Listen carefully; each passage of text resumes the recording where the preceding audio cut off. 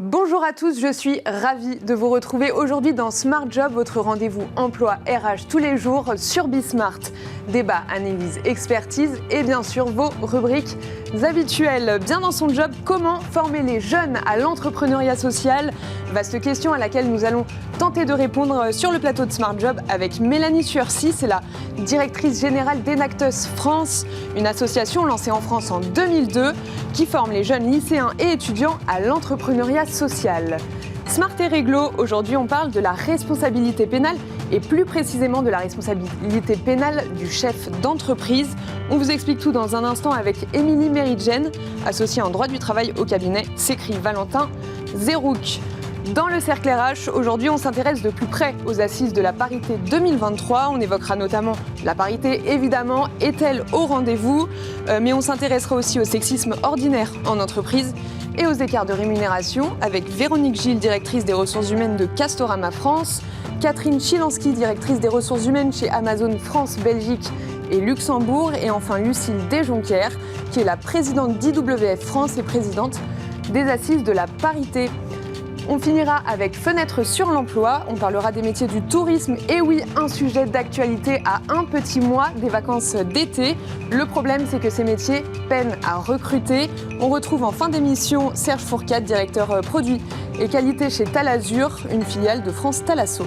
Bienvenue à vous tous qui nous rejoignez, Smart Job c'est tout de suite et on commence avec Bien dans son job, c'est parti.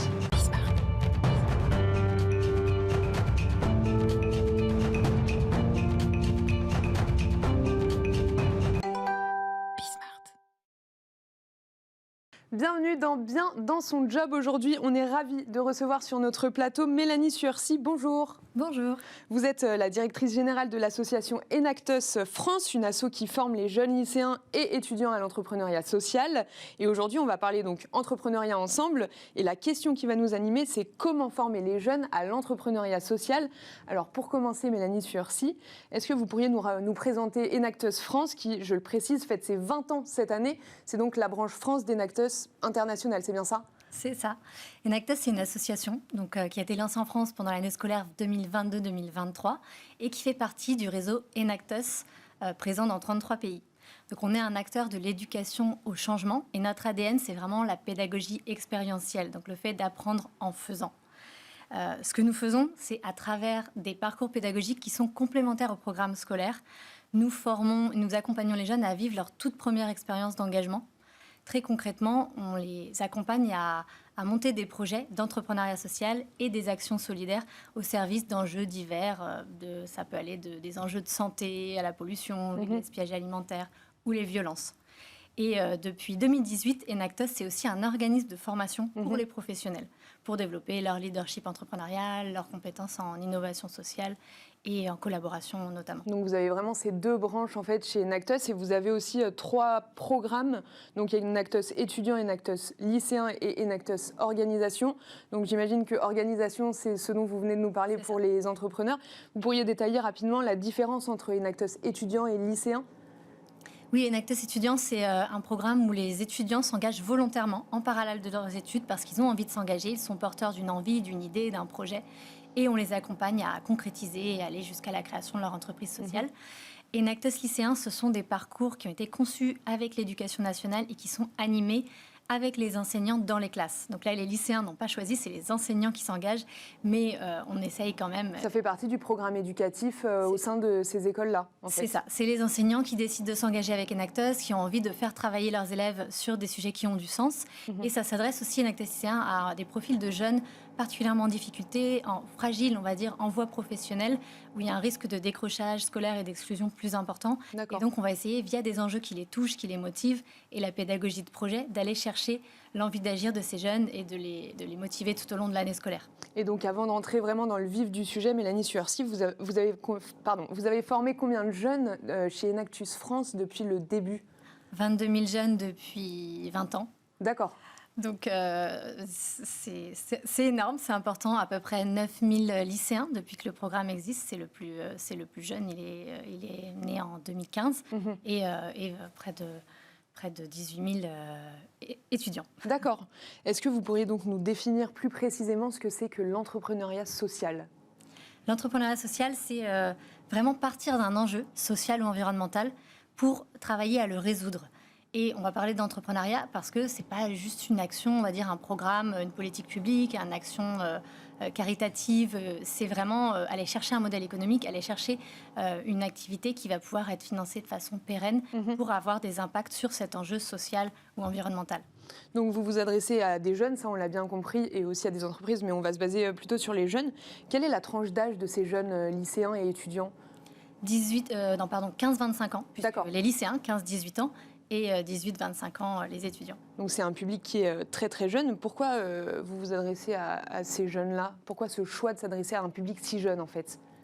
Alors c'est vraiment, ça a toujours été notre cible, c'est dans notre ADN agir avec et pour les jeunes. Et, des professionnels de l'entreprise, des professionnels de l'éducation agissent avec nous, avec ces jeunes. Et on part du constat que 9 jeunes sur 10 estiment que leur génération doit changer le monde, mais qui n'y sont pas assez préparés. D'accord. Et parallèlement, on a une étude de France Active de 2022 qui montre que près d'un jeune sur 2 souhaite créer son entreprise. C'est 5 points de plus qu'en 2019. Et qu'une des principales motivations pour 65% d'entre eux, c'est changer le monde. Donc, quelque part, ce levier de l'entrepreneuriat est vu comme un vecteur aussi pour agir au service de la société et de la planète. Mais j'imagine que l'idée, c'est quand même pas de créer une société constituée à 100% d'entrepreneurs. Qu'est-ce que vous cherchez sur le plan éducatif pour ces jeunes, Mélanie Suercy ? Oui, pas du tout, vous avez raison. En fait, le projet entrepreneurial est parfois même un prétexte à d'abord développer des compétences. Bien sûr. Et c'est en ça qu'on se dit accélérateur de compétences pour un impact positif, parce que c'est d'abord ça qui nous intéresse. C'est les jeunes vont développer leur esprit entrepreneurial, leur posture proactive pour agir face aux enjeux de société, et vont développer des compétences entrepreneuriales, des compétences en gestion de projet, des soft skills qui sont essentiels aujourd'hui. Mais même dans le monde du travail en général, exactement. en fait. Et tous les jeunes qu'on accompagne vont évidemment pas devenir des entrepreneurs, c'est pas le but. Ils vont devenir en fait des entreprenants et ils vont pouvoir être intrapreneurs en entreprise pour résoudre, pour agir sur les transitions. Ils vont pouvoir être partout où ils seront finalement acteurs du changement. Et en fait, c'est les préparer aussi au monde de l'entreprise auquel on n'est pas forcément prêt à 15 ans, à 18 ans et même à 25 ans. Complètement. C'est une expérience qui est professionnalisante, qui va les aider à s'insérer dans la société comme citoyens, comme professionnels, partout où ils seront. Et c'est aussi une expérience d'engagement fort qui va en fait marquer leur parcours. Plus ils vont vivre cette expérience d'engagement tôt, plus en fait toute leur vie, dans leurs expériences personnelles et professionnelles, ils vont avoir envie d'agir sur ces enjeux sociaux et environnementaux. Donc vous le disiez, hein, en fait les jeunes ils apprennent à entreprendre, mais surtout à s'ouvrir à des thématiques sociales. C'est bien ça, Mélanie ? C'est ça. Pourriez-vous nous donner des exemples concrets pour le coup de jeunes qui ont réalisé de projets réalisés par des étudiants, par des jeunes qui se sont lancés dans l'entrepreneuriat par le biais d'Enactus France ? Oui, alors par exemple, le lauréat national qui vient de gagner la compétition nationale Enactus cette année, c'est Vincent, un étudiant en faculté de médecine, qui a voulu travailler sur l'accès à une éducation de qualité pour les enfants dyslexiques. D'accord. Lui-même dyslexique, en fait, il a étudié le problème et s'est aperçu qu'il n'y avait pas de solution à des prix raisonnables, des solutions très chères et pas toujours basées sur vraiment des savoirs scientifiques sur ces difficultés d'apprentissage des enfants dyslexiques. Et donc, il a créé EasyLex, une application mobile très simple qui, en fait, permet d'adapter la mise en forme. Et finalement, c'est scientifiquement prouvé que c'est un des premiers problèmes. Et donc, à partir d'une photo, d'un document papier ou d'un PDF, cette application adapte la mise en page et a des résultats impressionnants sur la capacité des enfants à pouvoir lire ces textes.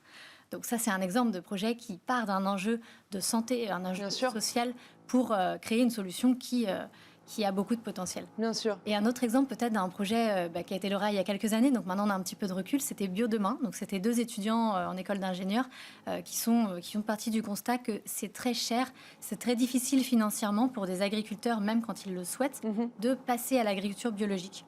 Et donc ce qu'ils ont fait, c'est ils achètent finalement les produits en conversion à ces agriculteurs et les vendent aux consommateurs sous une marque de produits de l'agriculture en conversion, pour permettre à ces agriculteurs de passer cette phase difficile. Et donc, quand ils ont démarré en 2019, qu'ils ont été accompagnés par Enactus, c'était 3 marchés hebdomadaires, 5 000 € de chiffre d'affaires et 12 agriculteurs partenaires. Aujourd'hui, c'est une belle entreprise qui a créé des emplois, qui a 400 agriculteurs partenaires, qui est une marque qui est vendue dans 600 magasins au niveau national. D'accord. Et c'est déjà 15 hectares de terres qui ont été convertis à l'agriculture biologique grâce à Pour Demain. Donc c'est leur nouveau nom aujourd'hui. Très très rapidement, juste pour finir, est-ce que selon vous, Mélanie Suercy, l'entrepreneuriat, c'est une école ? C'est une école, on apprend énormément de choses. L'entrepreneuriat, c'est une expérience transformatrice et c'est d'abord ça qui nous intéresse. C'est l'entrepreneuriat pour se transformer soi-même et pour transformer la société au service du bien commun et des enjeux. Merci beaucoup Mélanie Suercy, vous êtes directrice générale d'Enactus France. Merci d'avoir répondu à toutes ces questions sur le plateau de Smart Job. Et quant à nous, on se retrouve tout de suite dans Smart et Réglo. Et on se retrouve dans Smart et Réglo, le droit, rien que le droit. On accueille aujourd'hui Émilie Méridjen, associée en droit du travail au cabinet Sécri Valentin Zérouc. Bonjour. Bonjour Pauline. Alors aujourd'hui, Émilie Méridjen, on s'intéresse à la responsabilité pénale du dirigeant d'entreprise. C'est quoi ? Alors c'est un sujet dont on ne parle pas énormément et que les chefs d'entreprise n'ont pas forcément en tête quand ils décident de créer une entreprise. C'est le fait pour un dirigeant d'entreprise d'avoir à assumer un certain nombre de responsabilités liées à des infractions qui sont prévues soit par le code pénal, soit par le code du travail, mais des infractions dont ils ont à répondre devant l'État et pas forcément devant une autre partie. On l'oppose à la responsabilité civile, qui est celle qui résulte du fait d'avoir causé un dommage à quelqu'un et d'avoir à réparer son dommage auprès de quelqu'un. Là, on va réparer son dommage, ou même sans dommage, mais auprès de l'État. D'accord. Et quelles fautes peuvent entraîner la mise en jeu de la responsabilité pénale, du coup ? Alors, c'est extrêmement varié pour un chef d'entreprise. Il y a essentiellement des infractions qui sont prévues par le code pénal, comme son nom l'indique, mais pas seulement. Il y a aussi des infractions dans le code, dans le code général des impôts, dans le code de l'environnement, dans le code du travail. Pour vous donner des exemples qui parlent à tout le monde, la fraude fiscale peut entraîner des condamnations pénales. Un accident du travail peut exposer le chef d'entreprise à avoir sa responsabilité pénale engagée. Du harcèlement moral ou du harcèlement sexuel peut être poursuivi pénalement devant les juridictions. Donc c'est extrêmement large. Et par exemple, pour un accident du travail, c'est forcément devant, tout à fait. Et c'est le tribunal correctionnel, exactement. Et alors, les chefs d'entreprise n'ont pas l'habitude, et c'est assez impressionnant. Autant les chefs d'entreprise, quand on leur dit d'aller au tribunal de commerce, au conseil de prud'homme, c'est assez familier. Bien sûr. En général, ils se déplacent même pas et ils font confiance à leur avocat. Quand il s'agit de responsabilité pénale et d'être sur les bancs du tribunal correctionnel, qu'on associe dans la vie courante aux voyous, en fait. Souvent, les chefs d'entreprise ne se reconnaissent pas dans cette position et n'ont pas eu l'intention de faire une infraction. Et je précise que les chefs d'entreprise ne sont pas forcément les auteurs de l'infraction. Il peut y avoir une infraction qui a été commise dans leur entreprise. Par un employé, par exemple. Exactement. Mais c'est néanmoins eux. Exactement. Ça peut être aussi une infraction liée à de la négligence. D'accord. Typiquement sur les accidents de travail, c'est souvent le cas. Des règles de sécurité qui n'ont pas été correctement appliquées. Le chef d'entreprise n'y est directement pour rien et pour autant, c'est sa responsabilité qui est engagée. Donc on en a un petit peu parlé, mais qui est responsable à part le chef d'entreprise ? Est-ce qu'un employé, par exemple, justement, peut être responsable pénalement ? Alors, un employé peut être responsable pénalement s'il commet une faute pénale directe, mais le chef d'entreprise est toujours potentiellement responsable, aussi bien que la société en elle-même en tant que personne morale. Donc, en premier lieu, c'est le chef d'entreprise, c'est-à-dire celui qui est sur le cabis, le président, le gérant, directeur général, c'est lui qui est responsable. D'accord. Après, quand les entreprises grossissent un petit peu, il est souvent utile de penser à organiser cette responsabilité pénale. C'est assez méconnu, mais c'est pourtant très important. Au cas où, si ça arrive, on va faire comme ça. Et dans ce cas-là, ce qu'on fait, c'est ce qu'on appelle des délégations de pouvoir qui ont le mérite pour le chef d'entreprise de transférer sa responsabilité pénale sur quelqu'un d'autre, mais surtout, l'idée, c'est d'avoir une organisation qui soit très efficace et que la personne qui a eu cette délégation de pouvoir ait les compétences, l'autorité, les moyens pour traiter un risque, déjà être au courant qu'elle a ce risque pénal, qu'elle engage sa responsabilité pour mettre en place de la prévention, des systèmes de contrôle, d'alerte, etc., pour éviter dans un premier temps que le risque ne se produise. Et si le risque se réalise et qu'il devait y avoir un accident, par exemple, pour reprendre le cas des accidents de travail, eh bien, c'est la personne qui est responsable qui va finalement répondre de ses actes, et pas le chef d'entreprise qui, lui, aura été beaucoup plus loin et qui aura délégué son pouvoir et sa responsabilité à son manager, son directeur, etc. Mais alors, du coup, quand on est responsable, on risque quoi, Émilie Méridjen ? Alors, ça dépend évidemment de l'infraction.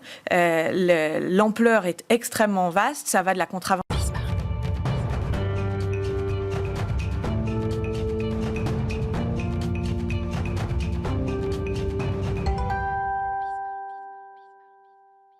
Et on se retrouve tout de suite dans le cercle RH de Smart Job. Alors aujourd'hui, c'est un jour un petit peu spécial puisque c'est le jour des assises de la parité 2023. Ces assises qui ont lieu à Bercy, au ministère de l'économie, des finances et de la souveraineté industrielle et numérique pour cette édition 2023. Pour cet événement, un grand thème, celui de la transformation, les compositions des COMEX, la parité dans l'accès au financement et l'écosystème entrepreneurial, la parité dans les salaires ou encore dans la répartition des charges au sein d'une famille.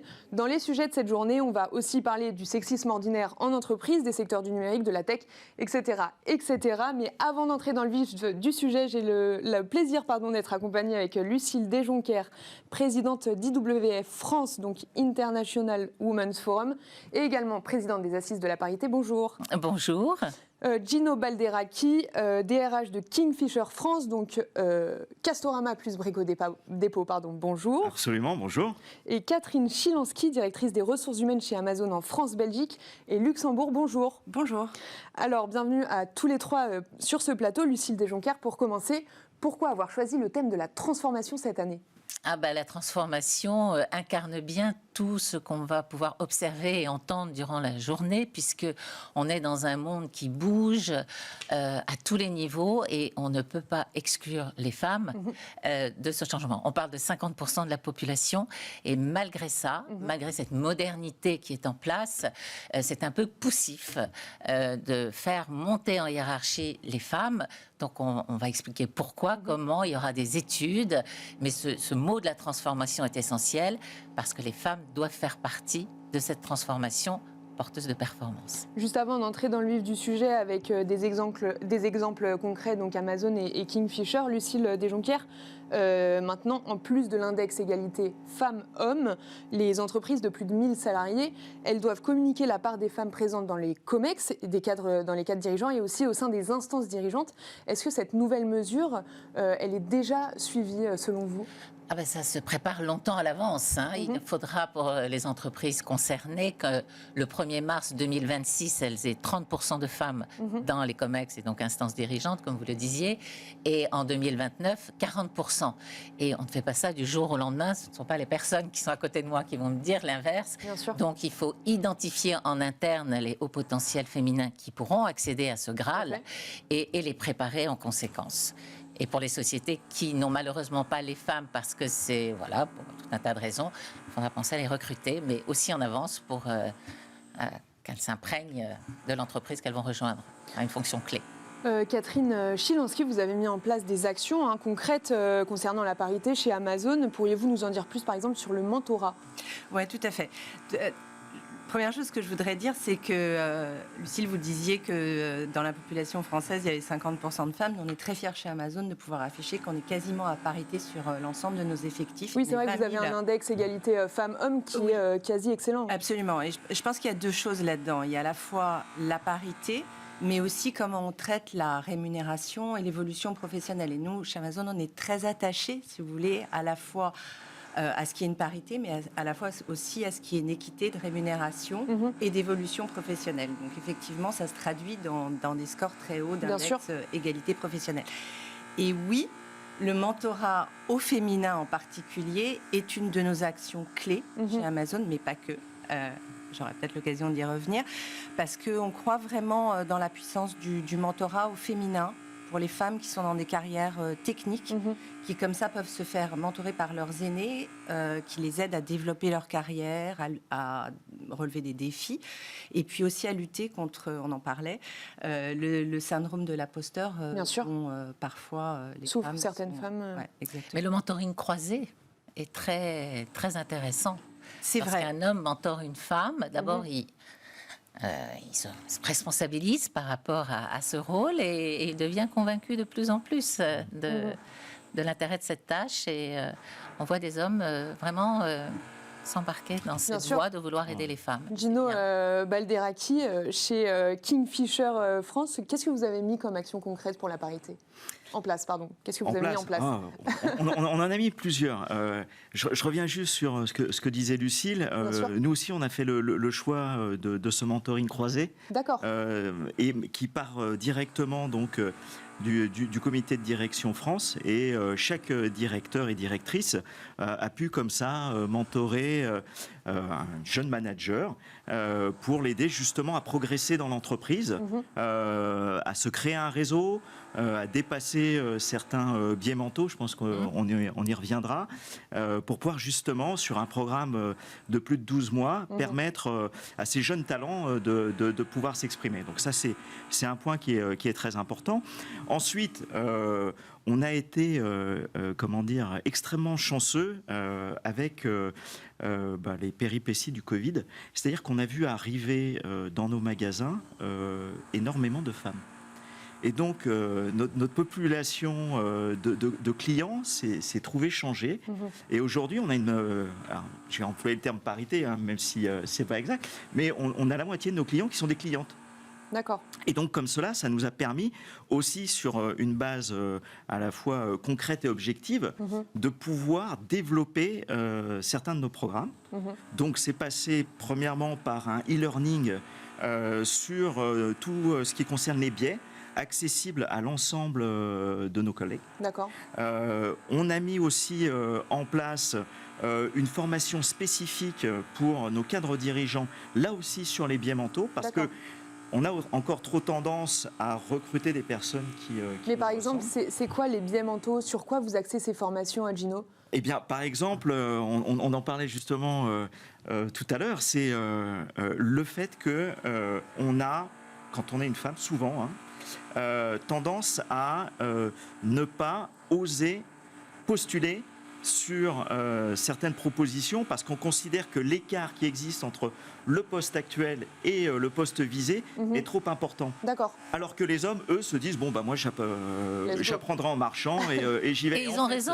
Ils ont raison. Ouais. Bien sûr. Non, mais c'est hyper intéressant. Enfin, la formation. Enfin, nous chez Amazon, ça fait très longtemps effectivement qu'on sensibilise et qu'on forme l'ensemble de nos collaborateurs et collaboratrices et managers à ce qu'on appelle les biais inconscients.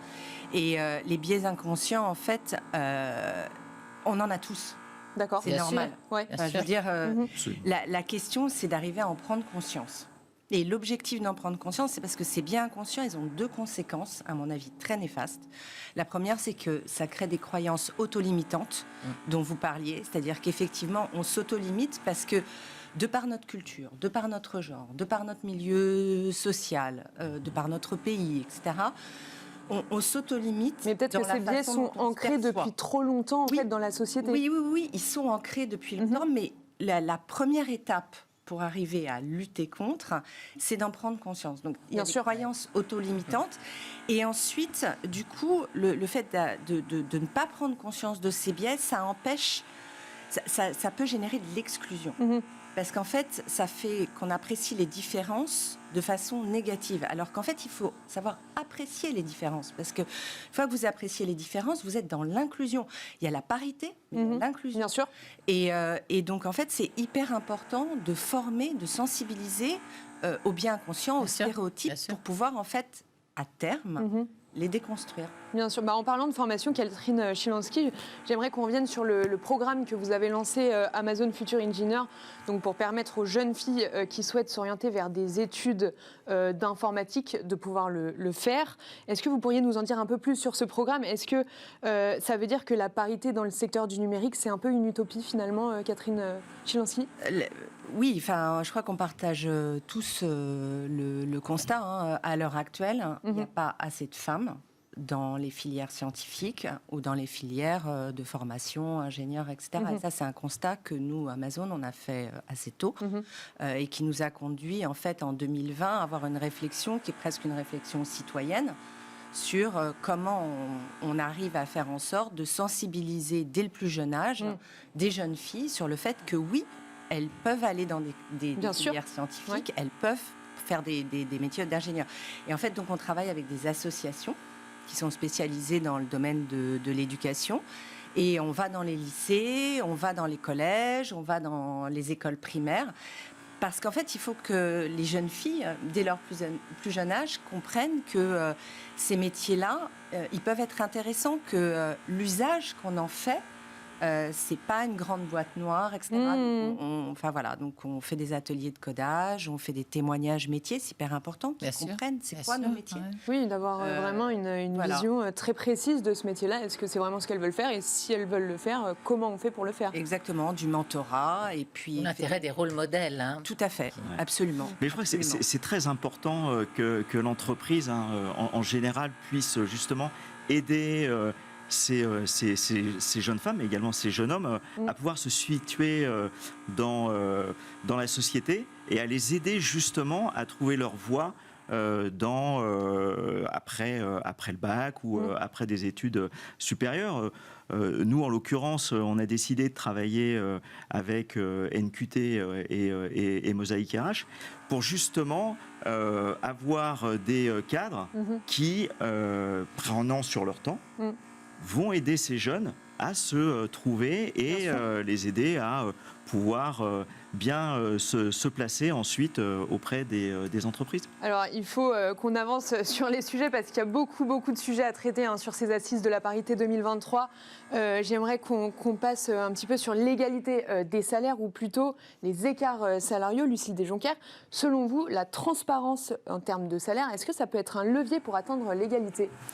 Oui, mais il y a eu beaucoup de lois qui ont été promulguées sur ce thème depuis des années et pas tellement appliquées, parce qu'en France, on est très fort pour faire des lois. La dernière loi Pénicaud a un impact, c'est certain. Bien sûr. Mais quelqu'un me disait, on en parlait tout à l'heure aussi, l'autre jour, que le jour où il n'y aura plus d'inégalité salariale entre les femmes et les hommes, l'État encaissera davantage de charges sociales et donc de ce fait, ils trouveront l'argent pour résoudre le problème des retraites. Donc tout ça pour dire qu'à partir du sujet de l'inégalité salariale entre femmes et hommes, on pourrait résoudre entre autres, un vaste sujet économique. Donc, c'est vraiment l'effet domino, où tout est vraiment lié. Et aujourd'hui, c'est vrai que grâce à la loi Pénicaud, pour répondre à votre question, la transparence est essentielle. Et qu'on assiste, en tous les cas, parce que là, c'est une amende qui est assez forte, à des efforts. Mais ça prend du temps. Gino Balderaki, est-ce que vous le constatez concrètement chez Kingfisher ? Alors absolument, absolument. Non, mais c'est vrai, à tel point que ce n'est plus un problème. D'accord. Mais comme le disait Lucille, pour tous les sujets liés à la parité, c'est quelque chose qu'on a commencé il y a déjà plusieurs années. Donc on a revu tous les salaires par catégorie, on a regardé les moyennes, on a comparé moyenne femmes et moyenne hommes, et on a vu des disparités. Oui, on rappelle que ça ne se fait pas en 2 jours de tout revoir. Nous, c'est un travail clairement qui a duré 4 ans. D'accord. Voilà, D'accord. 4 ans. Et à aujourd'hui, on est au point de mesurer des micro-écarts, et j'ai envie de dire, on n'a plus d'écart. Et voilà, c'est 4 ans de travail, ça ne se fait pas du jour au lendemain. Et chez Amazon, Catherine ? Non, je suis d'accord avec ce qui a été dit. Je pense qu'il y a un vrai besoin de transparence. Moi, je suis très contente qu'il y ait cet index égalité professionnelle qui soit publié, qui mesure les écarts de rémunération, les écarts d'augmentation, si les sociétés augmentent les femmes après les arrêts maternité. Et je suis assez fière de dire que chez Amazon, on a sur nos activités logistiques un index EGAPRO à 99%, c'est-à-dire qu'on ne constate plus. Ah oui, j'avais une question sur l'écart de rémunération. Sur des métiers qui historiquement étaient plutôt faits pour des hommes, en fait. Exactement, et sur lesquels on est à la fois à parité sur nos effectifs, mais aussi, ce que je disais au début, c'est que pour nous, il y a la parité, mais il y a le fait ensuite de traiter équitablement nos collaborateurs. Et ça, l'équité de traitement, c'est la rémunération, c'est l'évolution professionnelle. Donc, un index EGAPRO à 99% sur les activités logistiques, ça veut dire que, clairement, on rémunère les femmes comme les hommes, on fait évoluer les femmes comme les hommes, et que, voilà. Donc, et sur nos activités retail, même chose. Donc, non, c'est hyper important. Je pense qu'il faut faire coller les paroles et les actes. Tout à fait. Donc, tout à fait. Justement, vous avez parlé d'équité, Catherine Chilansky, ce qui nous fait une transition toute trouvée pour parler du sexisme ordinaire en entreprise. Gino Balderaki, est-ce que vous pourriez nous redéfinir le sexisme ordinaire en entreprise ? Le sexisme ordinaire en entreprise, c'est pour moi l'expression d'une forme de mépris. D'accord. Qui arrive de façon toujours, je trouve, hein, sous la forme de l'humour. Et c'est très difficile de lutter contre cela. Justement, on fait comment pour réagir à une pseudo-blague en fait en 2023 D'une part, on ne réagit pas, et d'autre part, on souligne que c'est déplacé. Mais il faut le faire systématiquement. C'est-à-dire, il ne faut pas laisser passer, il ne faut pas faire semblant d'acquiescer, de rire. Non, il faut être très ferme, il faut le dire. Vous êtes d'accord, Lucille Desjonquers? Comment on fait pour réagir à une pseudo-blague? Oui, parce que quelquefois, ces personnes qui font ces blagues, ils pensent être drôles. Ils ne pensent pas une seule minute à être méchants. Mais non. Ouais. Donc le fait de leur dire, ils disent « Ah bon, mais je ne savais pas. Ok, d'accord. » Alors, il y en a d'autres qui sont vraiment méchants, mais on va parler de cela. Et donc, c'est important de dire. Et surtout que l'entreprise applique une tolérance zéro et le fasse. Exactement.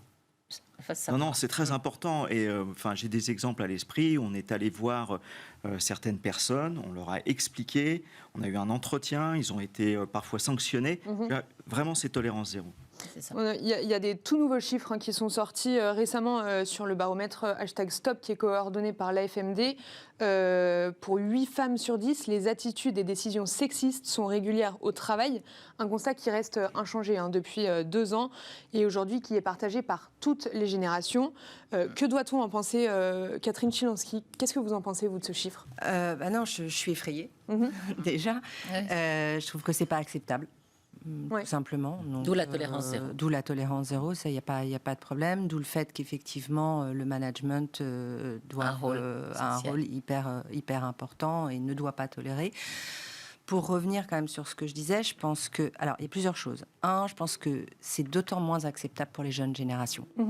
Je crois que ça passe plus du tout, qu'ils ont un regard là-dessus qui est très différent. Tout à fait. Donc voilà. Et l'autre chose, je pense que de nouveau, ça passe par de la formation. C'est-à-dire que je reviens sur mes biais inconscients, mais le fait d'expliquer à quelqu'un qu'effectivement une blague un peu graveleuse faite sur le ton de l'humour, pour une femme, c'est une agression. Et une fois que vous avez fait prendre conscience, parce que je pense qu'effectivement, il n'y a pas forcément d'intentionnalité toujours. Il y a un mécanisme. Il y a, voilà. Et donc, le fait de faire prendre conscience que ça peut être vécu comme une agression ou une micro-agression, c'est le début. Et ensuite, si ça passe pas, faut sanctionner. Tolérance zéro. Bien sûr. Pas tourner autour du pot. Oui, les langues se délient maintenant, mais pendant longtemps, personne n'osait parler. Bien sûr. Ce qui change aujourd'hui, c'est qu'on ose parler et dire. J'ai une dernière question pour finir, Lucille Desjonquers, parce qu'il y a quelque chose qui m'a interpellée sur le programme des Assises de la parité. Je voulais qu'on en parle un petit peu aujourd'hui. Donc, vous êtes l'organisatrice de cet événement. Et dans le programme, il y a une table ronde qui est prévue pour la représentation des femmes dans les jeux vidéo. Est-ce que vous pourriez nous expliquer pourquoi, Lucille Desjonquers? Mais oui, parce qu'il y a très peu de femmes dans les jeux vidéo et pas assez. Mais est-ce que ça a une influence sur la vie d'une entreprise? Non, alors d'abord, je sais pourquoi vous faites référence à ça, parce qu'en fait, l'EDEC est une des écoles qui a fait une étude pour les Assises de la parité sur ce thème de la place des femmes dans ces métiers de jeux vidéo. Et donc, c'est plutôt un regard croisé et des commentaires de l'étude. Et il s'avère qu'il y a quelques jours, j'ai eu la possibilité de discuter avec la directrice générale d'une société dont c'est l'activité.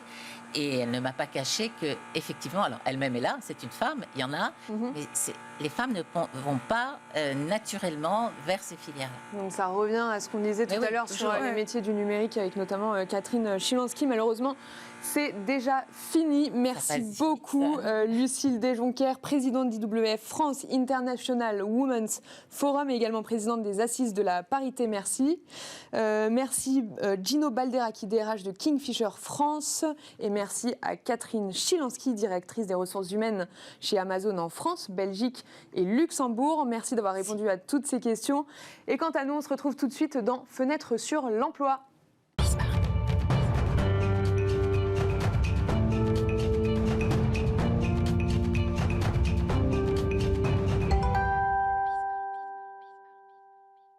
Et Et c'est parti pour la dernière séquence de cette émission, Fenêtre sur l'emploi.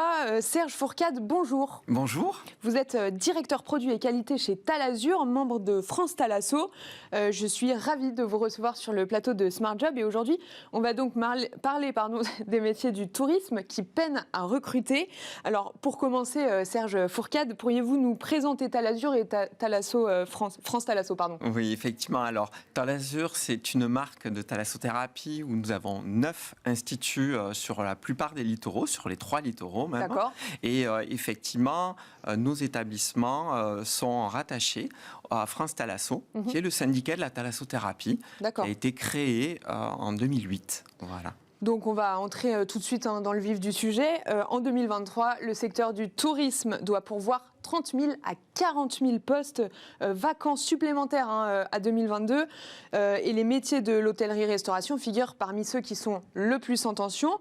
Mais les métiers de la thalasso ne sont pas épargnés, Serge Fourcade. Oui, tout à fait. Les métiers de la thalasso n'ont pas été épargnés par cette crise. Un sujet qui n'était pas du tout le cas avant la crise du Covid, où nous n'avions pas trop de problématiques pour trouver des gens, soit pour réaliser les soins d'hydrothérapie, soit pour réaliser les soins d'esthétique ou les soins du spa, ou bien tous les autres métiers de l'accueil, du vestiaire, des responsables techniques ou des employés au niveau des zones techniques, justement.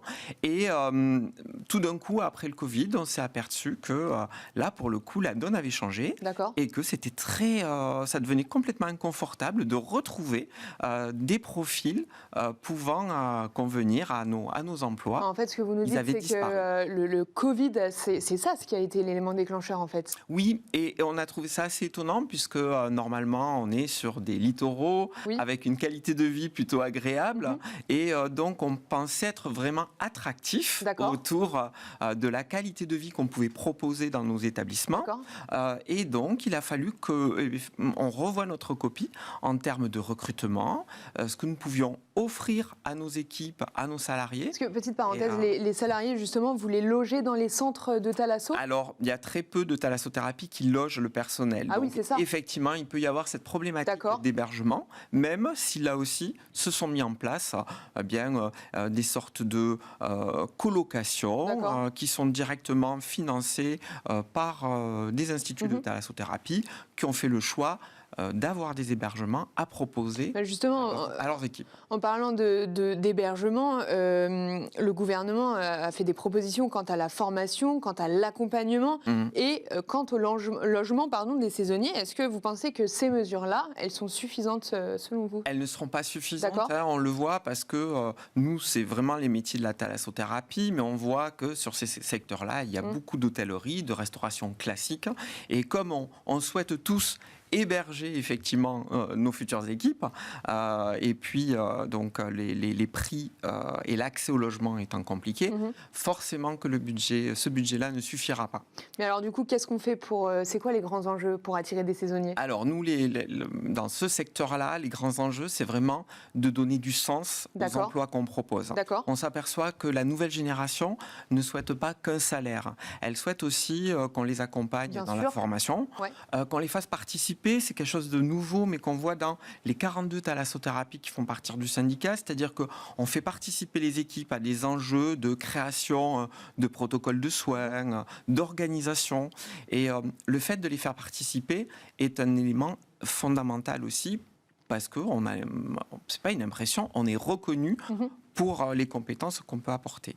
Il y a ça, et puis il y a bien sûr au niveau des avantages sociaux, beaucoup de choses se sont mises en place dans le secteur. Alors, comme on est 42 thalassothérapies au syndicat, effectivement, on ne fonctionne pas tous de la même façon, mais tous, on a remarqué que dans le domaine de la RSE, il y a vraiment l'enjeu social qui est fondamental. Et il faut pouvoir proposer des choses. Bien sûr. Effectivement. Parce que le secteur du tourisme, on l'a dit, c'est un des secteurs qui est le plus en tension quand on parle de recrutement. Oui. Vous, sur le terrain, en fait, comment ça se traduit ? Est-ce que vous avez des pertes de chiffre d'affaires ? Est-ce que vous avez des augmentations de burn-out ? Comment ça se passe ? Oui, on peut. Alors, en chiffre d'affaires, effectivement, juste après Covid, nous avons été nombreux à être obligés de stopper les ventes. Pourquoi ? Parce que nous n'avions pas suffisamment de personnel pour réaliser les soins. D'accord. Je rassure, là, je peux rassurer, enfin, on peut se rassurer tous sur le fait que les choses sont quand même en train d'évoluer. Et pourquoi les choses sont en train d'évoluer ? Parce que justement, on a été très réactifs sur tout ce que nous pouvions mettre en place.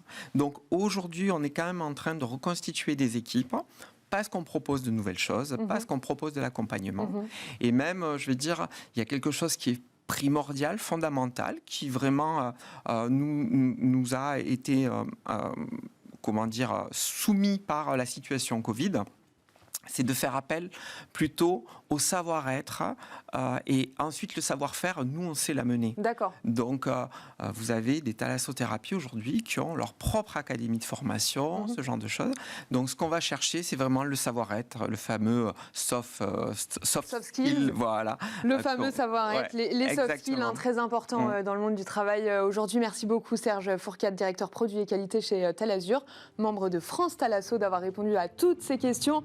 Et bon courage pour la saison qui commence. Je vous remercie. Et voilà, Smart Job, c'est déjà fini. Merci à vous tous de nous avoir suivis. Un grand merci à Nicolas Juchat et à Alexis Mathieu qui m'ont aidé à préparer cette émission. Et quant à nous, on se retrouve très bientôt pour une nouvelle émission Smart Job sur Bismart. À bientôt.